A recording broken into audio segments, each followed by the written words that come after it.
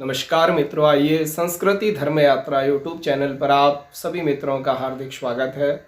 आइए आज हम चर्चा करते हैं कि बसंत पंचमी का त्यौहार क्यों मनाया जाता है और इस बार कितने तारीख को हमें बसंत पंचमी का त्यौहार मनाना चाहिए और कैसे माता सरस्वती का पूजन करना चाहिए और किन किन लोगों को माँ सरस्वती का पूजन करना चाहिए और बसंत पंचमी के दिन हमें और क्या क्या करना चाहिए, इस विषय पर हम चर्चा करेंगे। तो मित्रों, अगर आपने संस्कृति धर्म यात्रा यूट्यूब चैनल सब्सक्राइब नहीं किया है तो आप इस चैनल को सब्सक्राइब कीजिएगा। आपको ऐसी बहुत सी जानकारियाँ इस चैनल के माध्यम से प्राप्त होंगी। मित्रों, बसंत पंचमी का त्यौहार हम इसलिए मनाते हैं क्योंकि इस दिन माँ सरस्वती का प्राकट्य हुआ था, तो इसी दिन हम बसंत पंचमी का त्यौहार मनाते हैं। इस बार बसंत पंचमी का त्यौहार 14 फरवरी बुधवार के दिन पूरे भारतवर्ष में हर्ष और उल्लास के साथ मनाया जा रहा है, तो हम लोगों को भी 14 फरवरी को बसंत पंचमी का त्यौहार मनाना चाहिए। विशेष रूप से बसंत पंचमी के दिन माँ सरस्वती का पूजन होता है क्योंकि माँ सरस्वती विद्या और बुद्धि की देवी मानी जाती हैं।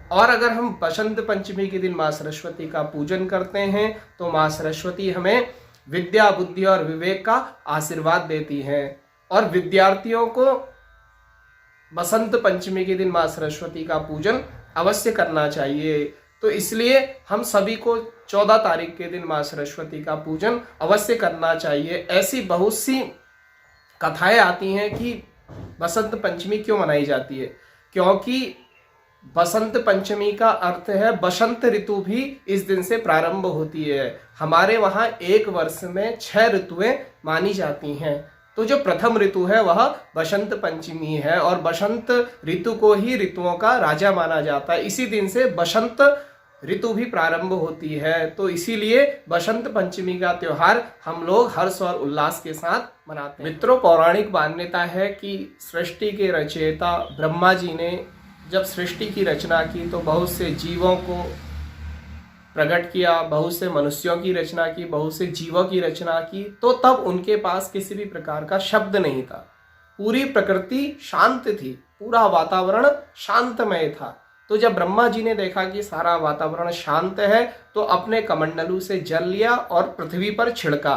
तो जैसे ही जल छिड़का तो उसमें से एक अद्भुत शक्ति प्रकट हुई। वह शक्ति माँ सरस्वती के रूप में प्रकट हुई, हाथ में वीणा लिए हुए और पुस्तक लिए हुए माँ सरस्वती प्रकट हुई।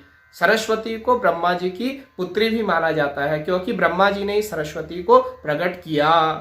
तो जब सरस्वती को प्रकट किया तो सरस्वती ने अपनी वीणा से राग छेड़ा, तो उसके फलस्वरूप सृष्टि को वाणी और संगीत की प्राप्ति हुई और वाणी और संगीत के साथ साथ बुद्धि की प्राप्ति हुई और जिससे सारे संसार को ज्ञान और प्रकाश मिला। जिस दिन सरस्वती प्रकट हुई उसी दिन माघ शुक्ल पक्ष पंचमी तिथि थी, तो उसी दिन से हम माघ शुक्ल पक्ष पंचमी के तिथि को बसंत पंचमी का यह त्यौहार मनाते हैं। तो इस बार भी हम 14 फरवरी को बसंत पंचमी का त्यौहार मनाएंगे। मित्रों, आइए जानते हैं कि बसंत पंचमी के दिन माँ सरस्वती का पूजन कैसे करें। तो सर्वप्रथम प्रातःकाल उठ करके स्नान आदि करके पवित्र होना है। उसके पश्चात साफ वस्त्र पहनने हैं। अगर बसंत पंचमी के दिन अगर पीले वस्त्र पहनकर माँ सरस्वती का पूजन करें तो अति उत्तम है। तो पीले वस्त्रों को धारण करके श्वेत वस्त्र भी पहन सकते हैं, और अगर पीले और श्वेत वस्त्र नहीं है तो किसी भी प्रकार के साफ वस्त्र पहन करके माँ सरस्वती को आप सर्वप्रथम स्नान कराएं और दूध से, दही से, घी से, शहद से, गंगा जल से, शुद्ध जल से, जो भी आपके पास सामग्री उपलब्ध है उससे माँ सरस्वती को स्नान कराएं। स्नान कराने के पश्चात फिर वस्त्र, श्वेत वस्त्र माँ सरस्वती को अति प्रिय है, तो श्वेत वस्त्र हो तो उनको माँ सरस्वती को पहनाएं। उसके बाद फिर चंदन, रोली इत्यादि लगा करके माँ सरस्वती का श्रृंगार करें पुष्पों से। अगर श्वेत पुष्प आपको मिले तो श्वेत पुष्पों से माँ सरस्वती का श्रृंगार करें। श्वेत पुष्प माँ सरस्वती को अति प्रिय है। पुष्पों का श्रृंगार करके धूप, दीप आदि जला करके फिर आप माँ सरस्वती को भोग लगाएं और फलों का भोग लगाएं, नैवेद्य का भोग लगाएं और उसके बाद माँ सरस्वती से प्रार्थना करें और माँ सरस्वती का एक मंत्र है उसका जप करें। सरस्वती नमस्तुभ्यं वरदे काम रूपिणी विश्व रूपे विशालाक्षी विद्याम देहि सरस्वती। ओम ऐं वाक् देव्यै नमः, ओम सरस्वत्यै नमः।